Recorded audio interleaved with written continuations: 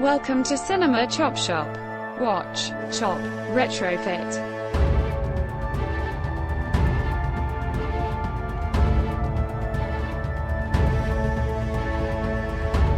We've had some cold weather. But fortunately, we haven't had any ice. Oh, no. But this isn't a politically charged podcast. It's Cinema Chop Shop. It's a movie podcast where we get together every couple of weeks and we talk about films and such. I am your host, Sean, and I am joined today by my special guests, Joey Poole. Hello. Todd. Howdy. Travis is sick today, so Allie is filling in. Hello.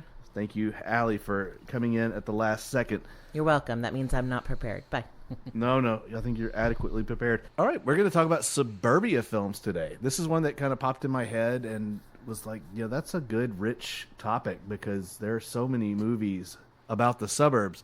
What do you think is the quintessential one? I have one that I think might be, but I don't want to prejudice everyone. I mean, you've got a lot of visuals that can be conveyed to, say, suburbia, and then you have a lot of content that conveys the nature of suburbia. So for me, visually, I always think of like Edward Scissorhands because it has the cookie cutter style neighborhoods with the picture perfect lawns, and I mean, heck, even sculpted shrubbery plays into the plot point of the film.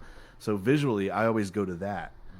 And then there's that nuclear family sense that we also associate with suburbia. The wife at home, the husband working, the children all playing together collectively. Yeah. I always think of, like, when I think of life in suburbia movies, the kind of rot behind the facade, because that seems like most of them are about that. And for me, the quintessential one about that is American Beauty. Yeah, American Beauty is a great example. Say I go to the song in why did I just blank? Somewhere That's Green. The eating plant that eats everybody. Little Shop of Horrors. Little Shop of Horrors, yeah. But I think that's an incredible picture of suburbia. Oh, her song is, but doesn't the movie take place It's in the city, but it's that. So it's that her idealized dream of suburbia. Yeah, so it's that city dweller's idealized vision. Alfred Hitchcock, of course, explored that theme numerous times. In any number of examples that you can bring up, one of my personal favorites with Joseph Cotton, where he turns out to be a serial killer. And his niece is this wide-eyed, optimistic believer in the American dream and the suburban promises, and yet which movie is that?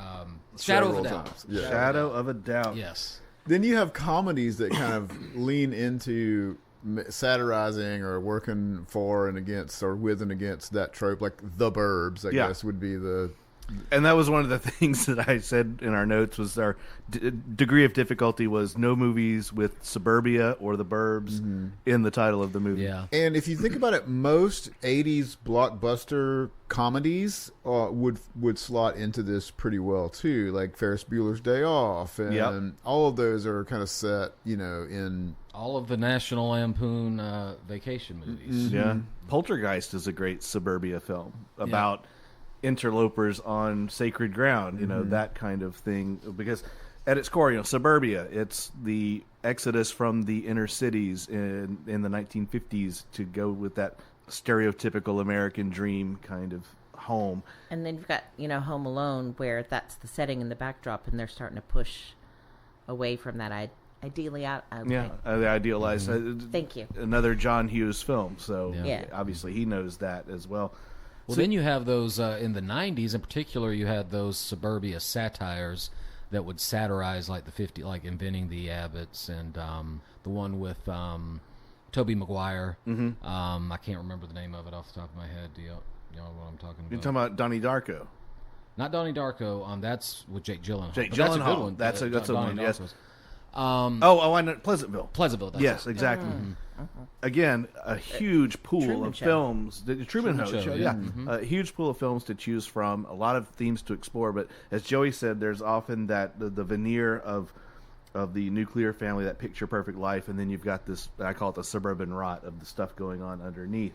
That is one of those themes that we see explored a lot. The death of individuality because of this cookie cutter expectation of how your life's supposed to be. Another theme like virgin suicides, teenage alienation, where you've got the kids who are bored and they turn to sexual experimentation, drugs, and crime to break up the monotony of this suburban life. Yep.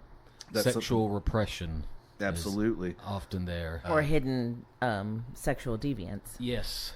The bullshit lie of the American dream. Exactly. Yes. You know, probably you could encompasses all of that, really. So yeah, we've got some good stuff that we're going to talk about today. But our feature segment, I wanted to lead off with one that kind of bucks the trend with regards to suburban films, because I say it serves as a counterweight. While it does have a certain tongue-in-cheek jab at suburban culture, it is a much more cheerful and optimistic film compared to some of the other ones we're going to talk about in the back half.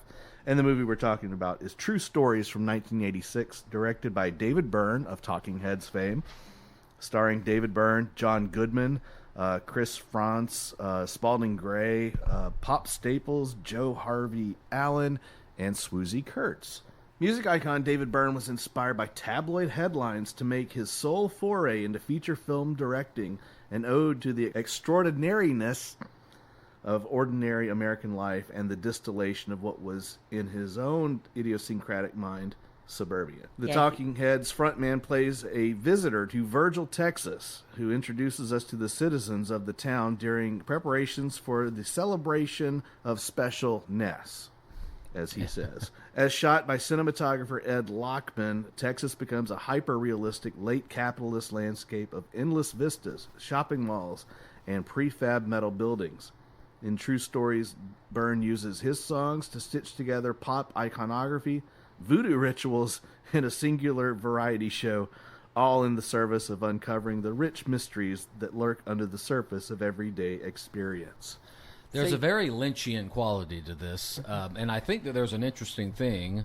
He had to have been watching David Lynch movies when he did this, and conversely, I think the cowboy in Mulholland Drive seems very similar to this Byrne character, who's kind of narrating things, and that also has sort of a Our Town sort of quality to it.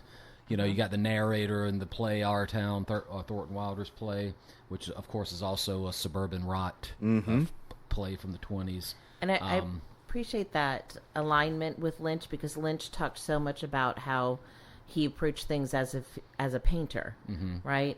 And one of the things that I was saying is that when you see artists directing things, it's a very different perspective, right? So the visual is so paramount, and I just think that the palette of this production is really, really interesting. There's so much saturation of color, and I think it does compare to Lynch with that kind of painterly saturation and very intentional color choices. And you know, you're talking about how he developed the idea, and he would scrapbook tabloids while he was on tour. So there's these stories from all over the place, and he just kind of at one point asked himself, what if these stories were true?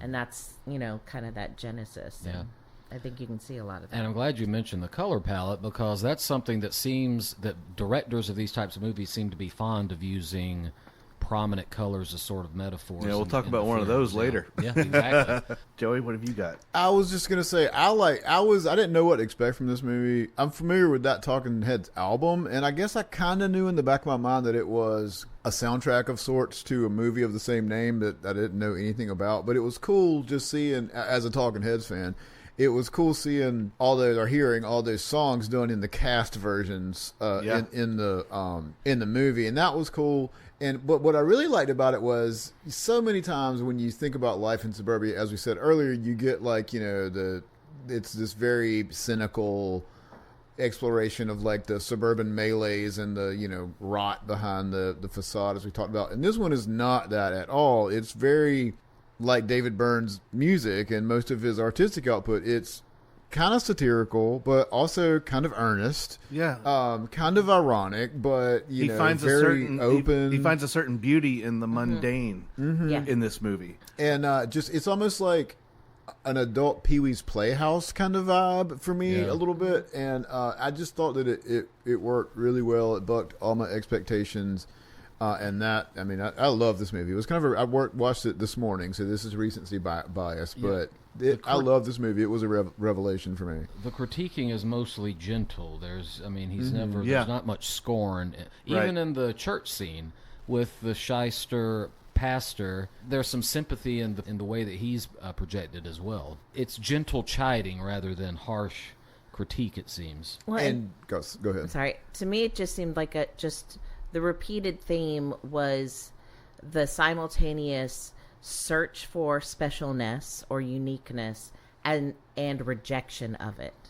Right? So Lewis, in his pursuit of love, he wants something special from his partner, but every time he meets a partner that has something unique, it turns him off. We see that over and over again, even with the preacher. That's a railing against AI and automation. So that's the thing that comes back to me is rejection and seeking of specialness within this mundane. And he plays very close attention to like how he dresses. He even admits that. Yes, I am 6'3" and I maintain a very consistent shape of a panda bear. Right. Yeah. He had some pretty badass Adidas on at one point with a digital. And John Goodman is a national treasure, and he owns this movie, man. He's really good. He's like vulnerable and very natural and just comic and yet awkward at the same time in this movie, but also endearing. Yeah, very much so. So specifically for anybody who hasn't seen the film, there's some really cool key parts of the movie. You mentioned the talking heads. I mean, the music video for Wild Wild Life is directly from this film, featuring this collage of characters getting up and doing their part during a lip sync of this song, including Meatloaf, by the way. Yep. Which was interesting. And it's a cool scene because you also have all the folks in the audience and you're introduced to the characters early on, John Goodman especially, as well as the lying woman telling her outlandish tales of... Oh, that was my favorite character. She's great, just telling fib after fib. With earnestness. Burt Reynolds wanted her body so bad, and she wanted his money. Yeah. She wasn't having it.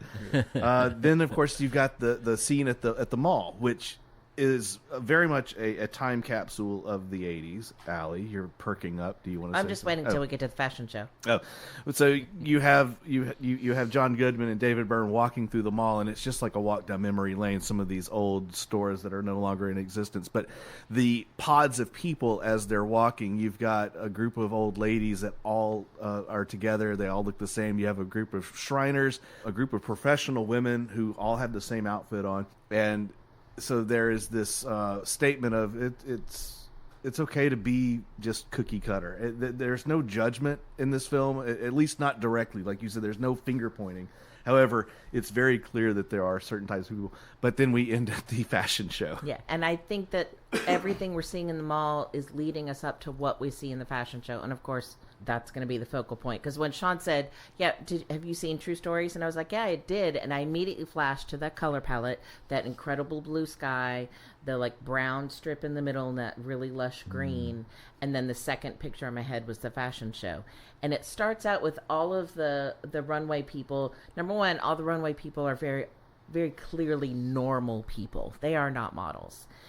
So we're really embracing that the individuality, but initially everyone's in uniform. So it's all these series of uniforms, and then it's children wearing these uniforms, and then all of a sudden we switch into the Four Seasons in nature. We get these ethereal cloud-like sky I like the grass costumes. suit myself. We get the full AstroTurf costume, and then it gets into the Four Seasons, and then it's all fashion shows almost always end with a wedding dress. Instead of a wedding dress, we have a wedding cake.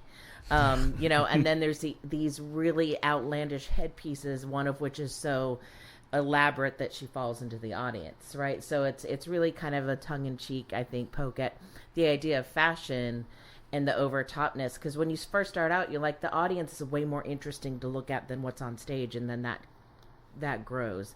And also, some of the Four Seasons have a reminiscence for Grease, too, which is a big part of my heart.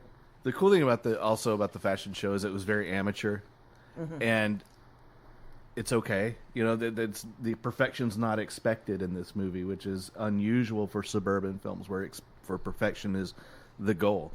So there is a certain statement of that it's okay to be odd. It's okay to be eccentric. We're just one community kind of thing. So it bucks the trend in terms of suburban films in that regard for me. Then, of course, the big climax, I guess, the celebration of Special Ness in this very professional stage, by the way, for this tiny little town.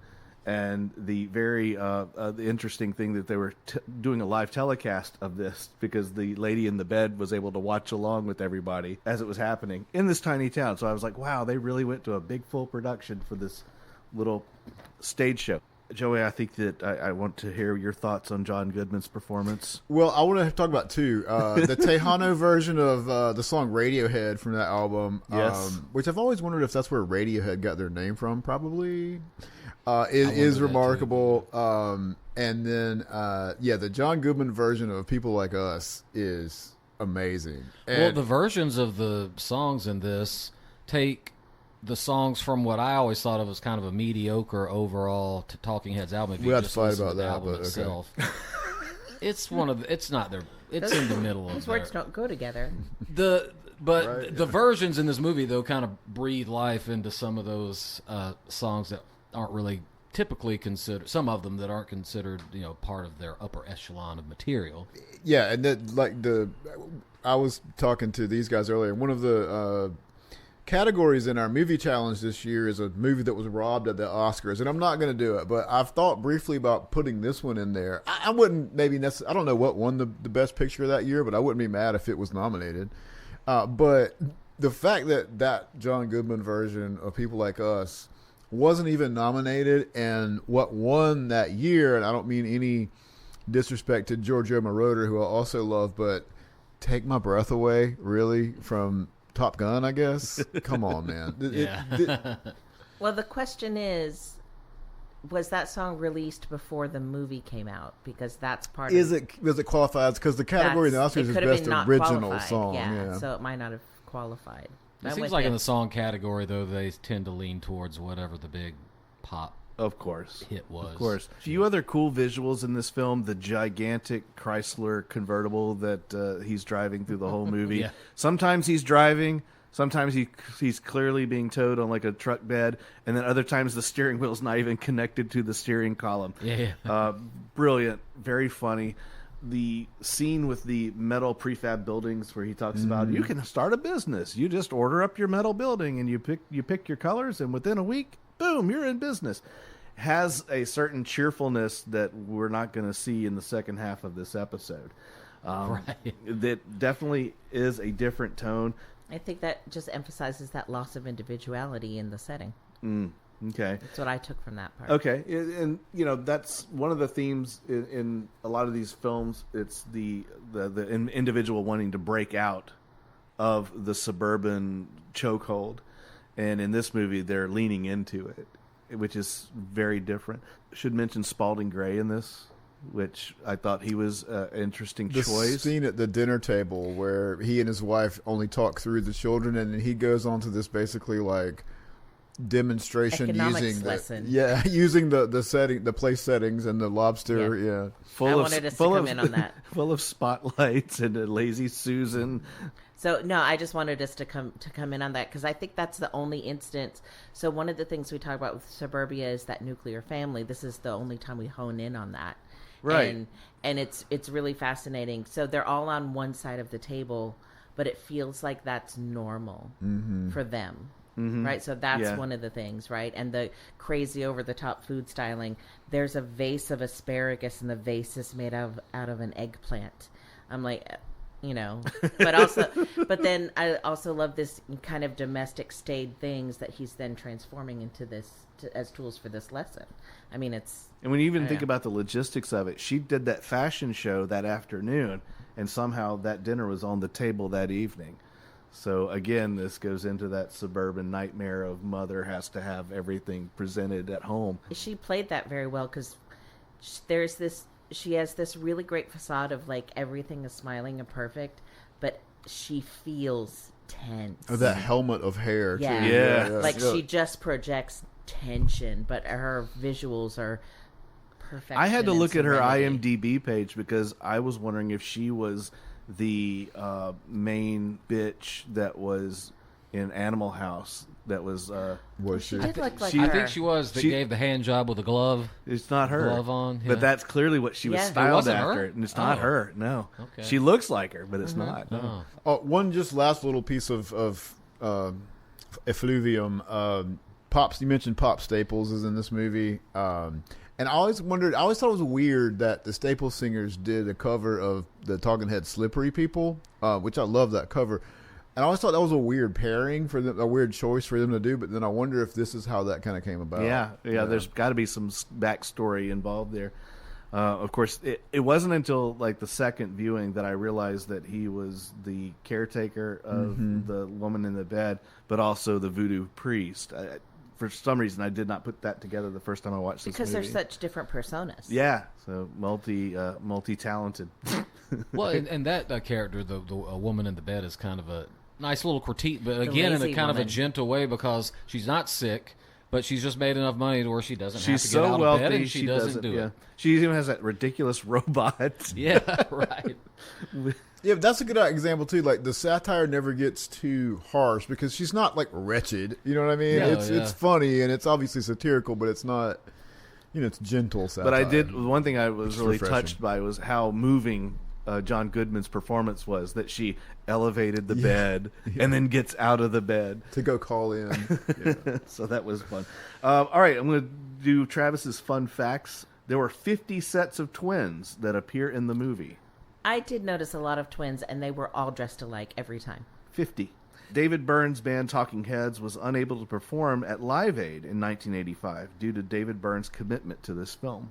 True story. Henley and Tobolowsky, who are credited as writers. So David Byrne did initially talk about these drawings and the scrapbooks and the tabloid stories and asked them to write it.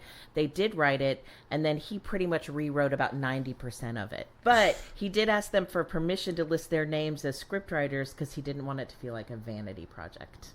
And we love Stephen Tobolowsky. So. Yes. Yeah. And the other fun fact I found was the lying woman, when she talks about her psychic experience and her psychicness. Tobolowsky related a series of psychic experiences he had during college to Byrne, which he had been able to hear tones that told him things about other people.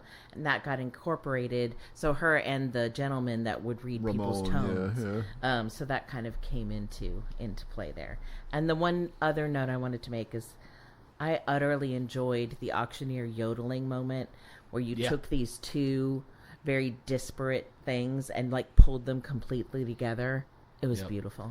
Those Instead two of old dueling men. banjos, you had dueling whatever. Yeah. Is there Dueling a phrase auctioneers. for the? Yeah. Dueling auctioneers. There you go. I always remember thinking those two old men had to just be looking around them on the set of this movie and be like, "What in the hell am I doing?" sure. You know what I mean? I mean, Sure. But I think that's one of the love that greatest scene, yeah. celebrations of the mundane in this thing. So that was a moment I thought was really worth mentioning. Great movie. Go watch it. Love this movie. True Stories is fantastic. I'm glad everybody enjoyed it who had not seen it before. I've been a big fan of this movie for a while, so I'm glad everyone liked it. All right, that's going to do it for the first half. We're going to take a break, but not before we say, let's all go to the lobby. Let's all go to the lobby. Let's all go to the lobby and get ourselves some fruit in a Jell-O mold. Yum, yum. It's time for a tasty and refreshing snack. We promise to satisfy your hunger, your thirst, your sweet tooth. So visit our refreshment center now. Let's go. And we're back. We did our things, and we're back. We're going to talk about some more Suburbia films. Joey, you are up. Alrighty, so I chose The Tree of Life, which is a 2011 film by Terrence Malick, who I kind of had mixed feelings about going into this film, and really kind of double down on those feelings as I watched this one. The Tree of Life, our theme this week is life in suburbia, and the part of Tree of Life that you might call a movie, like traditional movie, certainly does concern itself with life in suburbia, specifically in suburban Waco, Texas in the 50s and 60s. But in a broader view, this is a movie not about life in suburbia, but about life in the cosmos and sort of the underpinnings of the origins of life and things like that. Sean, for those of you at home who are listening, Sean is shaking his head in a dismissive fashion, and I get that. So this is a film starring Brad Pitt and Jessica Chastain. Sean Penn is in it as well, very briefly. But it ostensibly is about life in suburbia, and the character is a young boy named Jack, whose older version is played by Sean Penn much later. And it's basically a coming-of-age story about his life, kind of told through the lens of his perspective. The film opens with the mother and father getting really bad news that their other son, who is 19, has died. And then the mother begins to question why. And from there, we get into this sort of like very imagistic, impressionistic, dreamlike sequence of explorations of the origins of life in the universe. We have images sort of evoking the Big Bang and the pillars of creation, and on up through the dinosaurs and the asteroid that destroys dinosaur life on Earth and whatnot. All sort of narrated with voiceovers from the mother, played by Jessica Chastain, where she is questioning her faith and questioning the very nature of life. And we start getting the very first kind of inklings toward what kind of becomes the philosophical underpinnings of the film, which has to do with a philosophy called theodicy, which essentially, and I'm going to give you the very basic sort of stoner version of this because that's the level at which I understand it myself mostly. Theodicy has to do with like the dichotomy between nature, this very unthinking, unfeeling, cold, uncaring universe that we live in, and grace, on the other hand, which is everything that we like to think exists in the world. So for Jack, getting back into the story of the movie, for Jack, our young boy who kind of serves as the protagonist here, if that's even something a term that you would use in this movie, Jack kind of embodies this philosophy, or internalizes this philosophy in the form of his father, played by Brad Pitt, who is, not abusive necessarily, but, very strict, very demanding, very yes sir, no sir, kind of, typical father of that time. Exactly. As embodying the sort of the nature side of this philosophy, and his much more compassionate, empathetic, loving mother as embodying the grace side of this philosophy. And he's sort of like trying to find his way between these two very polar ways of being necessarily. And then we have what the middle part of the movie. Sean is on record as saying that he likes the movie in the middle of this one. I kind of disagree with you. I kind of like the bookends better than the movie in the middle, because for me, the movie in the middle is very quintessential Terrence Malick, for better or for worse. And it's beautifully shot, and like you might expect if you're familiar with his work, it's this very gauzy, languidly paced, beautifully shot, kind of imagistic, slow. Did I use the word languid already?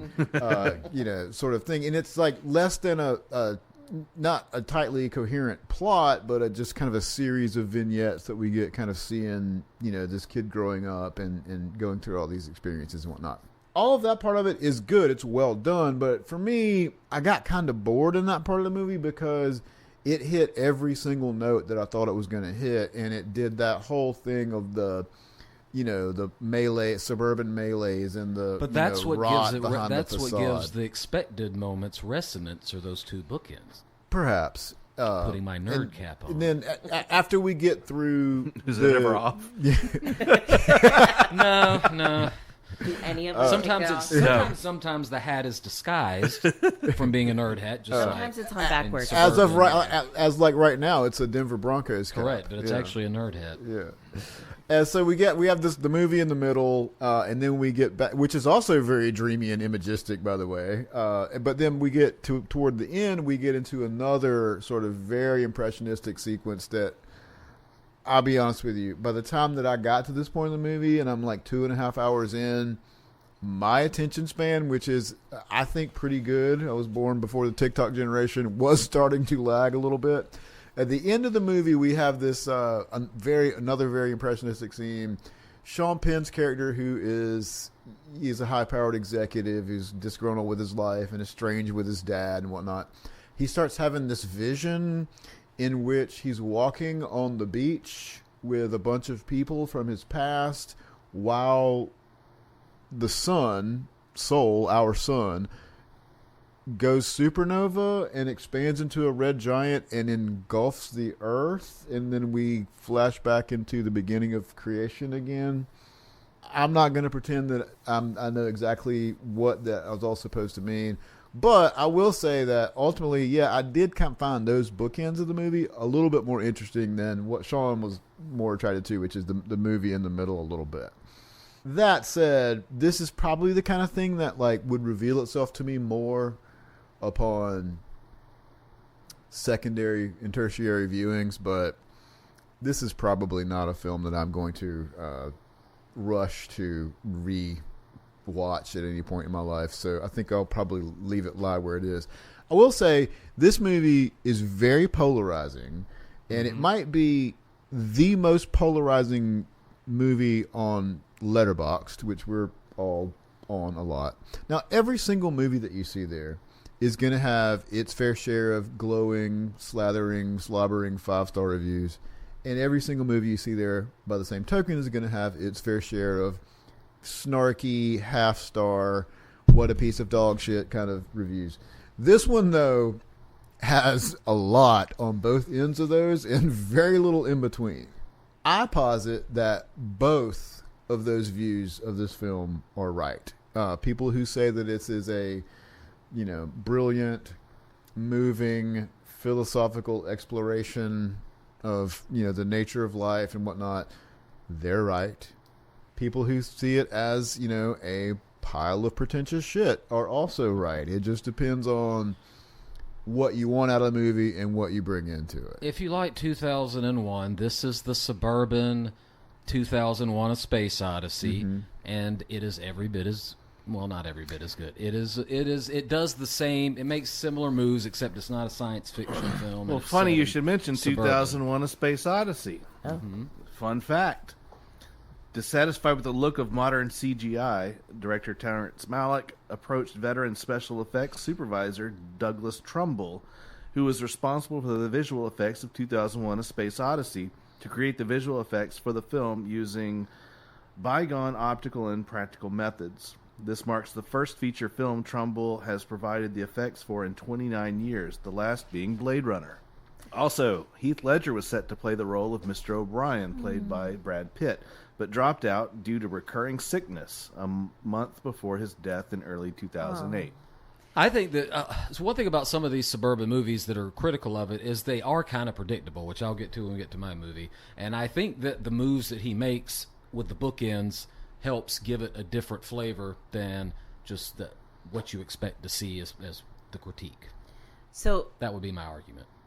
Since I tapped in late, I did not see this film, but listening to you describe it, it makes me think there's that very recent film where, like, the world is kind of breaking down and ending, and we discover it's because there's a man who's dying, and basically this is the world he's created in his mind. Was that movie? Oh, yeah. Okay. The Life of Chuck. Life of Chuck. So it almost feels like that movie and this movie are trying to do a similar thing in creating this, tying this existence to this bigger thing. This movie but felt not. This movie but felt I don't know. like I didn't see that. This movie felt like to me that I was at a social gathering and I got cornered by somebody who was very intent on telling me about their philosophy of life, the cosmos, and everything, and the 7 people you meet when you die. That's what this movie felt like to me, and I could not get out of that corner. Okay. That was my take on the film. I mean, I could see why people wouldn't like it for whatever reason. And it might have hit me. I could see where it might have hit me differently in a different mood, or I something felt that the big overture was a very, very self-indulgent kind of exploration of things that we probably have all thought about at some point or another. And I was like, okay, you're self-indulgent or universal. Again, it was like, well, do you really need to beat that dead horse? That's kind of the way I felt. And then we got into the story. But that was just my personal take, and I respect everyone's opinion because I'm a nice person. Yes. All right. Allie, you're up next with Travis's pick. Travis had chosen The Stepford Wives, and you watched this film with me. So go to town. I did. How did you describe it? Seething with feminist rage? Yes. So the Stepford Wives is based on a 1972 novel by Ira Levin that's described as satirical feminist horror. And it is. So I recall, and I thought that maybe I was wrong because I had trouble finding it, but I actually originally saw the 1980 television sequel, which was called Revenge of the Stepford Wives. And instead of androids, they were brainwashed and took pills to keep them docile, and eventually they overcame that programming. So that was the one that I originally saw.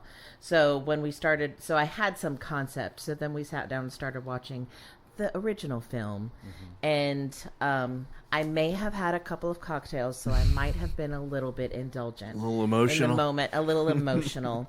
Yes, the emotional woman in the corner. I have a picture of her sitting stark upright, almost like aggressively watching the movie.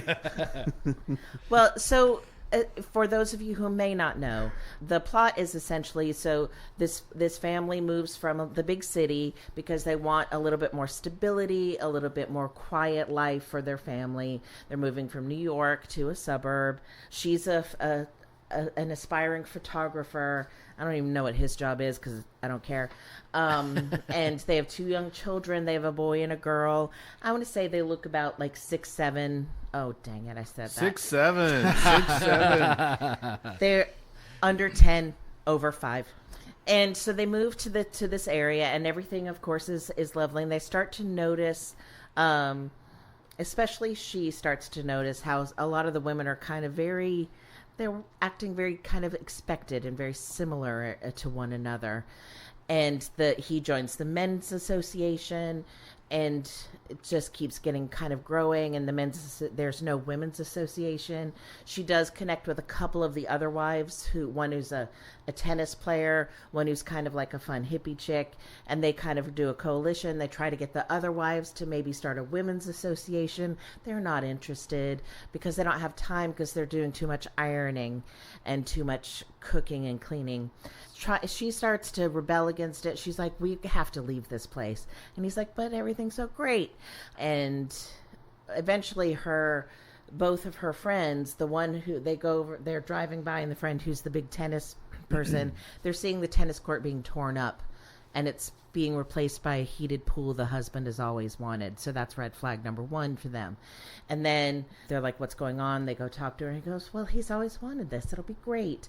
And then her hippie chick friend, when she's at the last straw and she's ready to just run, she goes to visit her, and her house, instead of being cluttered and eclectic, is now spotless. They're all wearing these lovely frilly dresses, and she confronts her friend and realizes something is super wrong, ends up stabbing her with a knife, and there's no blood. And so she runs off, and there's a little institutional building that she's not allowed to go to. She finally gets into that building. They corral her because she thinks she hears her children crying. And then the very last scene is all of the women wearing flowy, lovely dresses with peaceful music in a shopping market, and these lovely horsehair hats, and she's one of them. So the idea basically is that your wife needs to be in this very particular role, very specific gender type, gender role. And the thing that just was utterly seething to me is, how do you want, like, how boring, how utterly boring and stifling for everyone. That's not just for her. Like, the women, they don't know anymore. Yeah. They're dead. They have been too. replaced by androids. One of the things I found was really interesting is one of the main guys in the association, his nickname was Diz because he used to work for Disney. So we are to imply that the women he's created the women based on the animatronics that Disney has pioneered, right? At the end all be all, I just keep coming back to, that is the most boring, staid, sad existence for everyone involved. I can't imagine being partnered with someone that is a literal robot, or even a idea of a robot. So that was where my seething rage came from. It's not that women can't choose gender roles. It's that A, they had no agency, and B, the idea that men actually only want this complacent cookie Not all cutter men, life. Allie. Not all men. That's what I'm saying. Speak But for yourself, Joey. Sir. We might not get to 30. Stop it. We would have heard lovely Michelle that phrase if Travis had been here. So That's Lovely it's wife really, Michelle, yeah. and it's not so much about gender roles, and we can argue that out every time. And people can pick whatever the role they want, but what a sad, boring existence. Yeah.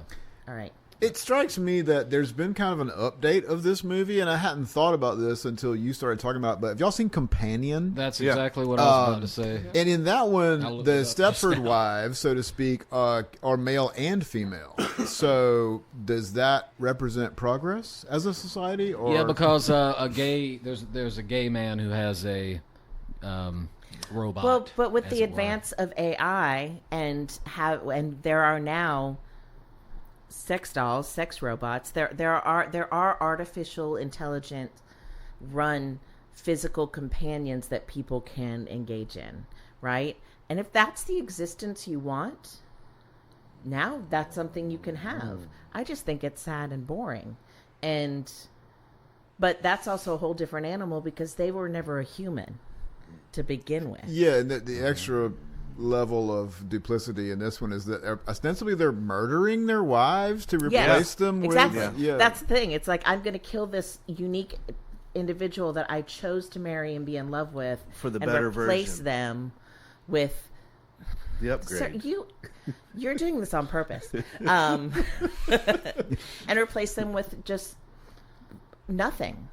With a nothing. Yeah. Okay. But then, though, there's always that I'm a real boy moment in these, like from Pinocchio with these Not in with this the one. robots. That's why too, it's but a not with horror that one, movie. too. It is a horror That's what makes movie. that one different, though, is that there's not that moment with the All right, robots. here we go with the fun facts. Mary Stuart Masterson's film debut was this movie, playing the daughter. The daughter? Played the daughter of actress Catherine Ross Ah. and of her own father, actor Peter Masterson. When Joanna goes to the city to show her photos at a gallery, the large black and white photo in the gallery window is of Lewis Carroll, author of Alice in Wonderland. Under his real name, Charles Lutwidge Dodgson, he was a well-known Victorian photographer, especially of children. Thank you for sitting in. You did an admirable job. I also have to say, to Joey's point of not all men, there's not a single man in this room, including Travis, that has chosen a cookie cutter person. Okay, Toddley. All right, so I am talking about 2002's Far From Heaven. It is directed by Todd Haynes, who some other notable movies of his, Velvet Goldmine, which is kind of an homage musical to the glam rock era. Recently did a documentary of the Velvet Underground that was on Apple TV. Worked with Julianne Moore before in 1994's Safe. This film is an overt homage to the director Douglas Sirk's melodramas of the 1950s, in particular one called All That Heaven Allows. This one's called Far From Heaven, but in All That Heaven Allows, a suburban upper middle class housewife kind of falls in love with her poor gardener. So they don't play into the race element, they play into the class element in that one. Far From Heaven takes the similar plot device, except it explores the racial element. It stars Julianne Moore as Kathy Whitaker, who is married to her husband, Frank Whitaker, who has some sort of office sales job of some... He's the head of like a company equivalent of Magnavox. Yeah. Played by Dennis Quaid. Correct, Dennis Quaid. And actually that role had kind of a tortured history in trying to get it cast. Quaid was like the fourth choice on that list. But in any case, Kathy is sort of the image of the perfect housemaker of this era. Also has a little bit of a liberal bent that her friends kind of gently chide her for. Gently, but, as we'll see, it becomes very real. And she is doing an interview for one of these, for a social column for a local newspaper. And she sees a black man walking around in her yard and becomes frightened. Goes to the door, talks to the man whose name is Raymond, played by Dennis Haysbert, who's really good in this film, very understated Very performance. good in this film. But after she starts talking to him, finds out that he is the son of her former groundskeeper who has passed away. And she creates a little bit of a stir because the woman interviewing her sees her shake his hand as once she realizes who he is, and of course you're not supposed to touch. Meanwhile, Frank, the husband, we find out is struggling with his homosexuality that he does not want to admit. We see him trying to explore the underground gay life in Hartford. He has to kind of figure out where all that's taking place, finds it. His wife catches him in the office with a person in the act. They end up trying to go to therapy. He goes through conversion therapy. They try conversion therapy. He is very not happy. He's very hostile towards his wife, even though his wife is actually tries to be kind of understanding, at least within the confines of that world. But he, and of course, understandably, is having trouble adjusting to this. So you have these different arcs here. On the one hand, you have the exploration of racial tensions and miscegenation, that ever-present fear with white culture in America, and then you have Dennis Quaid's character Frank struggling with his homosexuality and what's going to happen there. All of this while they're trying to maintain this facade of suburban normalcy and idealism. They're the perfect couple. She's the perfect homemaker, etc. Well, even more so, there's like a microscope on them because yes, the news covers them because correct. He's high profile and she's yes. like Susie Homemaker. Right. They're a popular couple. He has like you said, he has kind of a prominent business position in the community. She, is considered sort of the perfect homemaker, which is why she's being interviewed. And so all these things kind of come together. Now, if you wanted to critique the movie a little bit, a lot of this is kind of predictable, right? It's sort of low-hanging fruit to say, let's go after racism and, homosexuality in the 50s. So it's somewhat predictable in that regard. What elevates the movie, though, I think, and makes it very much worthwhile is the artistic genius almost that Haynes approaches the film with. The cinematography and mise-en-scene is beautiful and wonderfully done in this picture. And he borrows heavily from those Cirque melodramas. But every single scene, if you read about the production, Haynes was very meticulous about what people were wearing and what the colors present were. One color scheme that was prominent was red and green would appear together, particularly when Kathy was trying to put a show on for her friends and in the room. And so that red-green combination came to sort of represent the artifice of that lifestyle, of trying to put on this mask, as it were. And then the color blue was very prominent in the scenes where we see her marriage with Frank kind of crumbling, particularly when they go to the psychiatrist. There's a heavy presence of blue when she catches him in his office. There's presence of blue when he gets arrested at one point for fooling around, prostitution, I guess is what I don't know if he was charged with prostitution. Maybe just, I guess back then, just that, sexual deviance. Yeah, sexual deviancy. And so that color palette, those are just two of the examples of how he very much tried to control and have those colors come to be very representative, but very saturated, beautiful color scheme, like a painting. I mean, it's supposed to be like almost like this, Saturday Evening Post, Norman Rockwell kind of life, but then, this is the facade behind all that. Another thing too is you see the escapism too. They keep one of the solutions to help their marriage is they're excited about this vacation they want to go on, right, to Miami. And of course that ends up being the end of the marriage because he meets a young lad who he falls in love with, and he finally admits it to her and says, I'm out of here. Peace out, baby. Yep.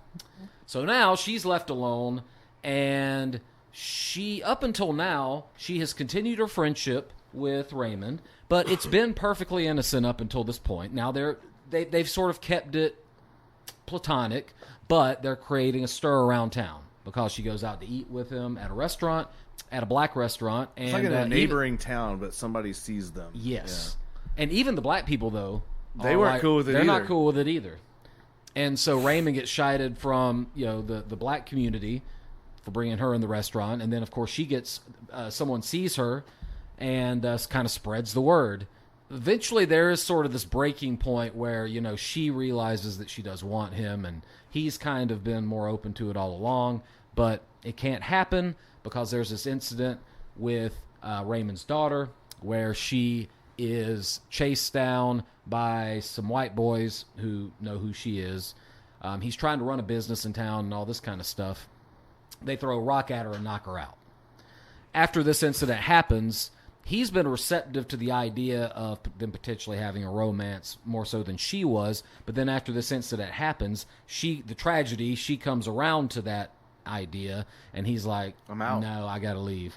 Moves away. And so you have this sort of tragic, something that, we're to believe would have been potentially a love story that cannot happen. Mm-hmm. Frank, meanwhile, we kind of lose sight of. It really is Kathy's story at the end of the day, even though the story of Frank is prominent. We don't really know what happens to him after he... Who cares? Yeah, exactly. So, but it's just... The movie, the plot-wise, is very predictable, hits some buttons that you might expect, and the outcome is pretty predictable. But all as well. those Douglas Sirk melodramas were predictable, too. So exactly. It fits. Oh, another thing I didn't mention, the score is quite lovely in the movie, too. It was the last feature film to have an original score by Elmer Bernstein. Oh, perfect. So that is significant. My favorite part of the film is at the end when she sees him off at the train station and he basically gives her the cold shoulder.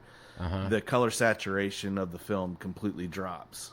Right. So it's like this rosy...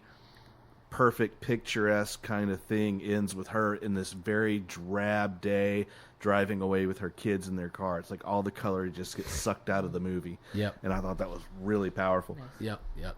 So you mentioned the look of the film. Cinematographer Edward Lackman created the 1950s look by using the same type of lighting equipment, incandescent, and the same lighting techniques and the lens filters that were used back in the 1950s when shooting the film. Dennis Haysbert was shuttling back and forth from the East Coast to Los Angeles during the production of the movie because his commitment to the TV show 24 that was filming at the same time. He's a great actor, and he's fantastic in this one. Of course, Julianne Moore was spectacular as well. Her control of her performance to try and maintain that, but you can see the cracking. She's able to show that through her facial expressions and that sort of thing. So it's a really great film. I think even if perhaps predictable plot wise, the artistic execution of beautiful. It's a gorgeous movie. Yeah. Beautiful film. Yeah, I'm a sucker for a color story, so I know. Oh, you'll like this one. You'll like it. At that. Yep. One interesting note. So the setting of this is in Connecticut, and it's interesting. Like Connecticut. Filmmakers from this era tend to think of Connecticut for whatever reason as embodying the suburban landscape. Stepford Wives was in Connecticut as well, and it's a for whatever reason that state is a common. It's because Martha. Yeah, that Martha Stewart kind of thing. It's your typical Manhattanite who has gone on to live in that suburban lifestyle. Right, that's exactly what it is reflective of. All right, good deal. My movie was The Ice Storm from 1997, directed by Ang Lee, starring Kevin Kline, Sigourney Weaver, Joan Allen, Tobey Maguire, Christina Ricci, and Elijah Wood. Try to bankroll that movie today. Suburban Connecticut, 1973. While Richard Nixon's "I am not a crook" speech drones from the TV, the Hood and Carver families try to navigate a Thanksgiving break simmering with unspoken resentment, sexual tension, and cultural confusion. With clarity, subtlety, and a dose of wicked humor, Academy Award-winning director Ang Lee renders Rick Moody's acclaimed novel of upper-middle-class American malaise as a trenchant, tragic, cinematographic portrait of lost souls. Boy, oh boy, this is not a feel-good movie. Doesn't sound like it. I'm sure you'll get to Go it. ahead. I was going to say that the one thing, I saw this, it's been several years, probably 10 years, but the sex scene in the car following the key party is so awkward. It's very awkward. God. Okay, so you've got several different themes going on here. You have what I mentioned at the head of the show about the children and teens being completely bored and getting into mischief. And when I say left mischief, to their own devices, devices, these kids are deviant as all hell. And then, of course, the adults themselves trying to stave off their own set of boredom with some of their practices. Just a shit show. And then, of course, you've got the thematics of this incoming ice storm that represents all kinds of things. It's a big, crazy, fucked up movie. The setting, of course, 1973, you're coming out of the free love era and you're coming into the pessimism of the 1970s. So not like these 1950s suburban kind of films. We're talking about more of coming down to earth in terms of the 70s. But you have this bored, hollow ritual that people are going through with their suburban lives, and that's evidenced by this key party. Because, by the way, hosted by your favorite actress, Allison Janney? Of course. So she's hosting a key party, and was the other choice. And it's very, I don't want to say methodical, but going through the motions. It feels like it, like as they're drawing the keys, and it's like you get the feeling that nobody's excited about this. They're just doing it. You know, it's just really strange. And then trying to fake excitement when you get the key that you don't want. You know. I'm just not into sexual Russian roulette, man. I just like, you know. Like. So yeah, you've got this incoming ice storm that's a manifestation of everybody's emotional state. They're cold, brittle, and dangerous. Everything's just at that breaking point in this movie. One of the most fucked up things in the movie for me was Christina Ricci's character. She's, I guess, like 14 because Tobey Maguire's character is 16. And he's the one that's probably the most grounded, and I think that's exhibited because he is off at boarding school. So he doesn't get into all this. But Christina Ricci, boy, she is a horn dog, and she has got her eyes on Elijah Wood and Elijah Wood's little brother. And she makes no bones about it in this movie about getting nasty. And, it's uncomfortable to see that shown on film. And the parents are like shaking their finger at her the whole time, but there's really never any consequences to her actions, and that's equally disturbing. I think the reason is because the parents are so distracted with their own bullshit. They're going through their own crap. It's not like they have any moral high ground here. They don't have any moral high ground. Absolutely they don't. But also they're just so consumed with their own stuff that these kids are just neglected and left to be these little deviants because there's no one to correct them, at least not with any real consequence. Yeah, and they're also probably, I would guess, trying to get attention from their neglectful parents with that. Yeah, absolutely. It's crazy. This is really a lot more of the rot behind the facade. It is absolutely 100% the rot behind the facade. Just the whole time you're watching this movie, you know bad things are coming. I mean, because... And not just the ice storm, yeah. Yeah, I mean, yeah, exactly, because we're told the whole time that the bad weather's coming, which is just a metaphor for the shit that's going to go down.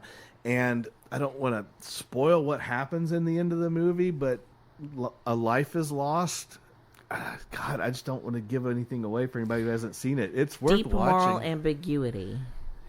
Yeah, sounds like. Yeah, it is a very much the epitome of the suburban film, though, because it's just rotten to its core, and you know that bad things are going to happen, and boy, do they ever.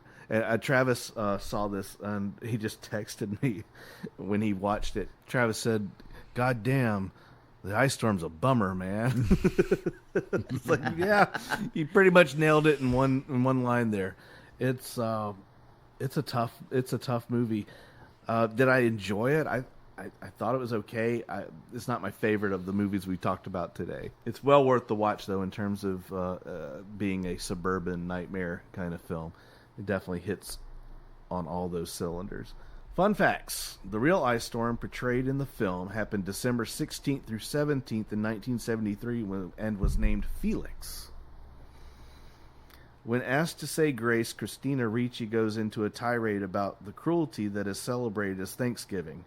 She makes a similar speech when Wednesday, her character in the Addams Family Values, hijacks the camp Thanksgiving pageant. So that's kind of cool. Yeah. We know Travis likes Christina Ricci a lot. So there we have it. Suburban films. Yay, we feel good.